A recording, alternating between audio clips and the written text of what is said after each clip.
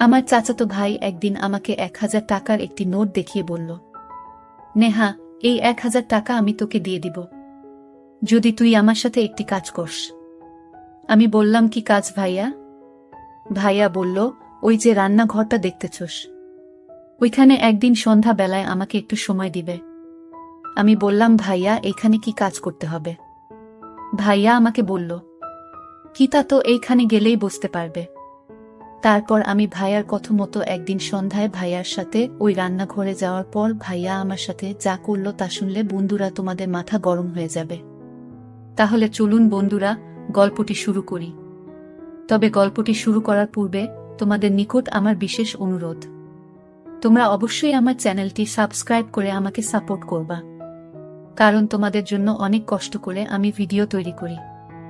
Hello বন্ধুরা, আমার পূর্ণ নাম ঈশিতা দেওয়ান নেহা, তবে সবাই আমাকে নেহা বলে ডাকে। আমরা দেওয়ান বংশের লোক। আমার বর্তমান বয়স ২৫ বছর। কিন্তু আমি তোমাদেরকে আজকে যে গল্পটি বলবো সেটি যখন আমার বয়স ছিল ১০ থেকে ১১ হবে আনুমানিক। আমার ভাইয়ার নাম জুয়েল দেওয়ান। সে আমার আপন ভাই না, সম্পর্কে সে আমার চাচাতো ভাই। বয়সে সে আমার থেকে ৪-৫ বছরের বড় হবে। জুয়েল ভাই আমাকে খুব ছোটবেলা থেকেই অনেক আদর করত। আমাকে বিস্কিট, চিপস, লজেন্স আরও অন্যান্য জিনিস কিনে দিত। আমিও ভাইয়াকে অনেক ভালোবাসতাম। আমার যখন বয়স ৭ থেকে ৮ হবে, তখন আমি একটি আম বাগানে আরও অন্যান্য মেয়েদের সাথে দৌড়াদৌড়ি করছিলাম। তখন ভাইয়া আমাকে বলল, নেহা, একটু এদিকে আসো। আমি বললাম, ভাইয়া কেন? ভাইয়া আমাকে বলল, একটু দরকার আছে, একটু তাড়াতাড়ি আসো। ভাইয়ার ডাক শুনে আমি দৌড়ে ভাইয়ার কাছে এলাম। ভাইয়া তখন আমাকে একটি আম গাছ দেখিয়ে বলল, নেহা, ওই যে গাছটাতে দেখা যাচ্ছে অনেক পাকা পাকা আম, তুমি কি ওই গাছের আম খাবে? আসলে ওই গাছের আম দেখে আমার লোভ লেগে যায়। আমি বললাম, ভাইয়া, আমি খাবো, তবে পারবো কিভাবে? গাছের ডাল তো একটু উপরে। ভাইয়া বলল, নেহা, আমি হাত বাড়িয়ে লাগ পাচ্ছি না, তবে আম খাওয়ার একটি উপায় আছে। আমি বললাম, ভাইয়া, কি উপায়? কিভাবে আমগুলো পারা যায় একটু বলো না। আমি আম খাবো। গাছের মধ্যে পাকনা আম ঝুলে রয়েছে, দেখতে অনেক সুন্দর লাগছে। আমার মনে হয় আমগুলি অনেক মিষ্টি হবে। আসলে আমগুলি দেখেই আমার খুব লোভ লেগে যায়। আমের কালারটাও ছিল অনেক সুন্দর। মনে মনে ভাবলাম, যে করেই হোক আমি এই আমগুলি খাবো। আমি ভাইয়াকে বললাম, ভাইয়া, কিভাবে আমগুলো পারা যায়? ভাইয়া বলল, নেহা, এক কাজ করো, আমি তোমাকে উঁচু করে ধরি, তারপর তুমি হাত বাড়িয়ে আমগুলো পারো। আমি আমগুলোর লোভ সইতে পারলাম না। আর ভাইয়ার মনে মনে যে ভিন্ন রকম চিন্তা তা আমি তখন বুঝতে পারি নাই। তারপর ভাইয়া যেভাবে বলছে সেভাবেই আমি কাজ করতে শুরু করলাম। এক পর্যায়ে আমরা বেশ কিছু আম পাড়তে সক্ষম হলাম। খুব পাকা পাকা আম। আমগুলো পাড়ার পর সেখানে আমরা পেট ভরে খেলাম। ভাইয়া আমাকে বলল, নেহা, এবার আম খাওয়া হয়েছে, তোমার পেট ভরেছে? তুমি খুব মজা পেয়েছে? আমি বললাম, জি ভাইয়া, আমগুলো সত্যি অনেক টেস্ট। তারপর ভাইয়া বলল, তাহলে চলো এবার বাড়ি চলে যাই। তারপর ভাইয়া আর আমি বাড়ি চলে আসলাম। এইভাবে ভাইয়ার সাথে আমার নিত্য নতুন মজার মজার ঘটনা ঘটত। ভাইয়া খুব ভালো ভালো জিনিস আমাকে এনে দিত। এজন্যই ভাইয়াকে আমার অনেক ভালো লাগত। ভাইয়ার সকল কথাই আমি মানার চেষ্টা করতাম। সবসময় অপেক্ষায় থাকতাম ভাইয়া কখন বাহির থেকে আসে, কারণ আমি জানি ভাইয়া বাহির থেকে আসলে অবশ্যই আমার জন্য কিছু না কিছু নিয়ে আসবে। আমার চাচাতো ভাই জুয়েলের গঞ্জে একটি মুদির দোকান ছিল। সে মূলত একজন মুদির ব্যবসায়ী ছিল। তার দোকানে নতুন নতুন কোনো প্রোডাক্ট আসলেই সে আমাকে গিফট দিত। আমি তার গিফট নিয়ে আনন্দে নাচতাম, কারণ তখন আমি খুব ছোট ছিলাম, কিছু বুঝতাম না। ভাইয়া যখন আমাকে কোনো কিছু দিত বা কোনো কিছু গিফট করত, তখন আমার দিকে অপলক দৃষ্টিতে তাকিয়ে থাকত। মাঝে মধ্যে ভাইয়াকে আমি বলতাম, ভাইয়া, তুমি আমার দিকে তাকিয়ে কি দেখো? আমার কিন্তু খুব লজ্জা লাগে, তুমি এভাবে আমার দিকে তাকিয়ে থাকবা না। ভাইয়া তখন বলে, আরে পাগলি, আমি তোর দিকে তাকিয়ে কি দেখি? না, দেখছি আমার বোনটা কত বড় হয়ে যাচ্ছে। আমার বোনের মধ্যে আস্তে আস্তে নতুন কিছু উদয় হচ্ছে। কি সুন্দর লাগছে আমার বোনটাকে। আমার বোনটার যখন পরিপূর্ণ বয়স হবে, তখন জানি না কত হাজার লোক তার রূপের মোহে পাগল হয়ে যাবে। আমি বললাম, ভাইয়া বেশি হয়ে যাচ্ছে কিন্তু। ভাইয়া বলল, কি বেশি হয়ে যাচ্ছে ম্যাডাম? শুনি তো একটু। আমি যা সত্য তাই তো বললাম। ভাইয়ার মুখে এই কথা শুনে আমি রাগে ভাইয়াকে কিল ঘুষি মারতে শুরু করলাম। ভাইয়া আমার এই পাগলামি দেখে বলল, আরে পাগলি, আমি তো মজা করলাম। আমি কি সত্যি সত্যি তোমাকে বলেছি নাকি? নেহা, সত্যিই তুমি অনেক ভালো মেয়ে, অনেক সুন্দর, কিউট একটা মেয়ে। তারপর আমি একটা মুচকি হাসি দিয়ে বললাম, ভাইয়া তুমি খুব ভালো।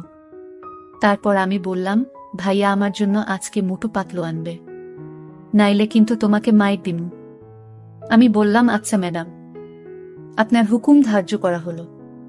এই বলে ভাইয়া দোকানে চলে গেল। তারপর দোকান থেকে আসার সময় ভাইয়া মোটু পাতলু আরো অন্যান্য সুন্দর সুন্দর জিনিস আমার জন্য নিয়ে আসলো। আমি তো ভাইয়ার এখান থেকে জিনিস পেয়ে খুশিতে নাচতে শুরু করলাম। এইভাবে আমার ছোটবেলার দিনগুলি চলতে লাগলো।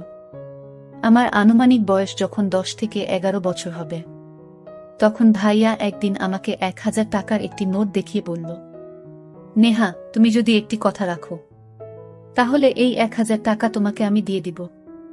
আমি বললাম, ভাইয়া তোমার সব কথাই তো আমি শুনি, তারপরেও বলো কি কথা শুনলে তুমি আমাকে এই 1000 টাকা দিয়ে দিবা? ভাইয়া তখন বলল, কথাটা এখানে বলা যাবে না, চলো আমরা ওই দিকটাতে চলে যাই। আমি বললাম, ঠিক আছে ভাইয়া, চলো ওই দিকে। তারপর ভাইয়া আর আমি ওই পাশে একটা ঘরের পিছনে চলে গেলাম। চলে যাওয়ার পর ভাইয়া আমার কানে ফিসফিস করে বলল, নেহা, ওই যে রান্নাঘরটা দেখা যাচ্ছে, ওই রান্নাঘরে তুমি আমার সাথে যাবা এবং সেখানে আমরা কিছুক্ষণ সময় একটি কাজ করব। যদি তুমি আমার সাথে কাজটি করতে পারো, তাহলে এর বিনিময়ে তোমাকে আমি 1000 টাকা দিয়ে দিব। আমি বললাম, ভাইয়া কি কাজ? ভাইয়া বলল, সেখানে গেলেই তুমি কাজটি বুঝতে পারবে, তবে কাজটি খুব কঠিন নয়, খুব সহজ। আমি বললাম, ভাইয়া যদি কাজটি সহজ হয়, তাহলে আমি করতে রাজি আছি। এদিকে আমাদের বাড়িতে খুব একটা মানুষ নেই, আমাদের বাড়িটা সব সময় নীরবেই থাকত, আর তাছাড়া সন্ধ্যাবেলা আমাদের বাড়ি একেবারে নীরব থাকত। তারপর ভাইয়া আমাকে বলল, কি ম্যাডাম, আমার কথায় তুমি কি রাজি আছো? ভাইয়া, তোমার কথায় কি আমি রাজি না হয়ে পারি? তবে ভাইয়া, সেখানে আমরা কি কাজ করব? তখন ভাইয়া বলল, আরে ম্যাডাম, ভয়ের কিছু নাই, সেখানে গেলেই তো বুঝতে পারবা। আমি বললাম, আচ্ছা ঠিক আছে ভাইয়া। তারপর সন্ধ্যাবেলায় আমি ঘরে পড়তে বসলাম। হঠাৎ দেখি ভাইয়া জানালার পাশ দিয়ে আমাকে ইশারা দিচ্ছে। আমি ভাইয়ার ইশারা পেয়ে ভাইয়ার কাছে চলে আসলাম। ভাইয়া আমাকে নিয়ে সোজা রান্নাঘরে চলে গেল। রান্নাঘরে আমি এসেই পুরো অবাক হয়ে গেলাম। আমি সেখানে এসে দেখি রান্নাঘরের ভিতরে চতুর্দিকে ফুল দিয়ে সাজানো, আর মাঝখানে একটা চৌকি ছিল। এই চৌকিতে অনেকগুলো ফল কেটে সুন্দর করে সাজিয়ে রেখেছে। আমি বললাম, ভাইয়া, এসব দিয়ে তুমি রান্নাঘরে কি করবা? আর আমি বা এখানে কি করব? তখন ভাইয়া আমাকে বলল, একটু অপেক্ষা করো, তাহলেই তুমি সবই বুঝতে পারবা। তারপর আমি বললাম, আচ্ছা ঠিক আছে ভাইয়া। তারপর ভাইয়া আমাকে বলল, নেহা, আমি তোমাকে একটা কথা বলবো, আর এই কথাটা 7 বার বলে এই ফলগুলোর উপর একটি ফু দিবা। তারপর তুমি আমাকে এই ফলগুলি খাইয়ে দিবা। কিন্তু এই যে দেখতেছ মাঝখানে ফলটা, এই ফলটা আমি তোমাকে খাইয়ে দিব, কিন্তু একটা শর্ত হলো, এই ফলটি খাওয়ার পর বিচিগুলো তুমি আমাকে দিয়ে দিবা। আমি বললাম, ঠিক আছে ভাইয়া। তারপর আমি ভাইয়াকে বললাম, ভাইয়া, আমি যদি এইটুকু কাজ করতে পারি, তাহলে তুমি কি আমাকে 1000 টাকা দিয়ে দিবা? ভাইয়া মুচকি হেসে বলল, হ্যাঁ ম্যাডাম, তুমি যদি এই কাজটুকু করতে পারো, তাহলে তোমাকে আমি 1000 টাকার নোট দিয়ে দিব। আমি ভাইয়ার কথায় খুব খুশি হয়ে গেলাম। এটা তো আমার জন্য কোনো ব্যাপার না, কিন্তু আমি বুঝতে পারছিলাম না যে এই কাজটাই আমার জীবনের সবচেয়ে বড় ভুল কাজ হতে যাচ্ছে। তারপর আমি ভাইয়ার কথা মতো আমাকে উনি একটি বাক্য শিখিয়ে দিলেন। সম্ভবত এটা কোনো ভিন্ন ধর্মী বাক্য হবে মনে হয়। এই বাক্যটা 7 বার পরে ফলগুলোতে ফু দিলাম। 7 বার ফু দেওয়ার পর ভাইয়াকে আমি ফ্ল্যাটের চারপাশের সবগুলো ফল খাইয়ে দিলাম, কিন্তু ফ্ল্যাটের মাঝখানের ফলটা রেখে দিলাম। মাঝখানের ফলটা ভাইয়া আমাকে খাইয়ে দিল। তখন আমার বয়স খুব কম। কি হচ্ছে আমার সাথে কিচ্ছু আমি বুঝতে পারছি না, শুধু ভাইয়ার কথা বোকার মতো পালন করে যাচ্ছি। তারপর ভাইয়ার সমস্ত কথা আমি মানতে শুরু করলাম। ভাই আমাকে বলল, নেহা এই ফলটি ভালো করে তুমি খাবে, কিন্তু এর বিচিগুলো এই প্লেটে রাখবে। বিচিগুলো এই প্লেটটাতে রাখার পর পরেই তোমার কাজ শেষ।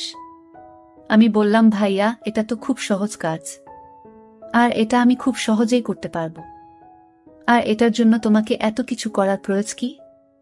তখন ভাইয়া একটা মুচকি হাসি দিয়ে বলল, নেহা আগে কাজ শেষ হোক, তারপর তোমাকে বলছি। আমি বললাম, আচ্ছা ঠিক আছে ভাইয়া। আমি ফলগুলো খাওয়ার পর এর বিচিগুলো একটা প্লেটে রাখলাম। তারপর ভাইয়া আমাকে কি যেন বলে আমার দিকে লক্ষ্য করে একটি লম্বা ফু দিল। ফু দিয়ে আমাকে বলল, নেহা এবার তুমি যাও, তোমার কাজ শেষ। 1000 টাকা তিনি আমার হাতে ধরিয়ে দিয়ে বলল, এই নাও তোমার কাজের বিনিময়, এবার তুমি চলে যাও, কাল কথা হবে, এখন অনেক দেরি হয়ে যাচ্ছে। নেহা লক্ষ্মী মেয়ের মতো এবার বাসায় চলে যাও। আমি ভাইয়ার কথায় বাসায় চলে আসলাম।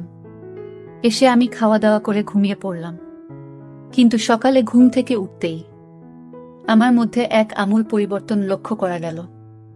যেদিকেই তাকাই আমি শুধু ভাইয়াকে দেখতে পাই। মনে হচ্ছে ভাইয়া আমাকে ডাকছে।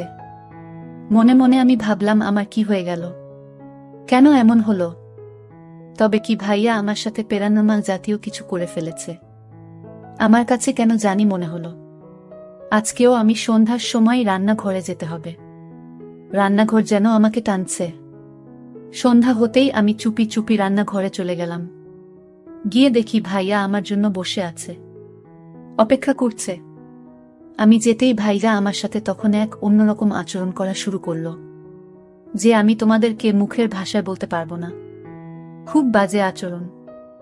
ভাইয়ার আচরণ দেখে আমি তো পুরাই অবাক। কিন্তু ভাইয়া আমার সাথে যে এত খারাপ ব্যবহার করবে তা আমি কখনো কল্পনাও করি নাই। ভাইয়া আমার সাথে এত কিছু করতেছে, তাও আমি কিছু বলার সাহস পাচ্ছি না। আমি যেন অন্যরকম হয়ে গেছিলাম। আমি তার হুকুমের গোলাম হয়ে গেছিলাম। সে আমার সাথে যা ইচ্ছে তাই করতেছিল, কিন্তু আমি তা বলতে পারতেছিলাম না। তার সবকিছুই আমি মেনে নিচ্ছিলাম। তার কাছে গেলেই আমি কেমন জানি হয়ে যেতাম। সে আমাকে যা বলতো আমি তাই করতাম। এভাবে সে আমার সাথে অনেক কিছুই করেছে, যেটা আমি তোমাদেরকে ভাষায় প্রকাশ করতে পারবো না। তার সাথে আমার এইভাবে চলতে থাকে দিন। তার সাথে আমার এইসব চলে প্রায় 5 থেকে 6 বছর। হঠাৎ আমি অসুস্থ হয়ে পড়ি। তারপর আমার বাবা মা আমাকে ডাক্তারের কাছে নিয়ে গেল। ডাক্তার আমাকে পরীক্ষা বলে আমি নাকি মা হতে চলেছি। এই কথা শুনে আমার মা বাবা প্রচুর কান্না করতে লাগলো। বাসায় এসে আমাকে জিজ্ঞাসা করল, মা নেহা সত্য করে বল, তোর এত বড় সর্বনাশ কে করেছে? তারপর আমি আর কি করব? বলে দিলাম আমি ভাইয়ার কথা। তারপর মা বাবা জুয়েল ভাইয়াকে ডেকে এনে বোঝালো। বলল, জুয়েল তুই কি করে পারলে আমার মেয়ের এত বড় সর্বনাশ করতে? যাক বাবা, যা হবার হয়ে গেছে। এখনো কেউ জানে না। কেউ না জানার আগেই আমরা নেহাকে তোর সাথে বিয়ে দিতে চাচ্ছি। এখন তুই কি কস? বাবা মায়ের প্রস্তাবে জুয়েল ভাইয়া রাজি হয়ে গেল। তারপর ধুমধাম করে আমাদের বিয়ে হয়ে গেল। বন্ধুরা, এখন আমি তোমাদের দোয়ায় ভালোই আছি। তবে মাঝে মধ্যে আমার অতীত আমাকে অনেক পীড়া দেয়। মনে মনে ভাবতাম যদি জুয়েল ভাইজা আমাকে বিয়ে না করত, তাহলে আমার কি হতো? আমার মরা ছাড়া কোনো রাস্তা থাকতো না। তো বন্ধুরা, আমার মতো তোমাদের জীবনেও এরকম ধরনের দুর্ঘটনা ঘটতে পারে, তাই তোমরা সাবধানে থাকবা। তবে তোমরা কারো সাথে কোনো প্রকার দুর্ঘটনা করার সময় তাকে খুব ভালোভাবে বুঝে শুনে তারপর তোমরা একটা কিছু করার সিদ্ধান্ত নিবা। নইলে একটি ভুলের কারণেই তোমাদের সারা জীবন পস্তাতে হবে। বন্ধুরা, ভিডিওটি যদি ভালো লাগে তাহলে একটি লাইক দিন। আর তোমরা যদি এইরকম ধরনের ইন্টারেস্টিং ভিডিও পেতে চাও, তাহলে দয়া করে আমার চ্যানেলটি সাবস্ক্রাইব করো। পরিশেষে তোমাদের সুস্বাস্থ্য কামনা করি। ভিডিওটি দেখার জন্য তোমাদের সকলকে অসংখ্য ধন্যবাদ।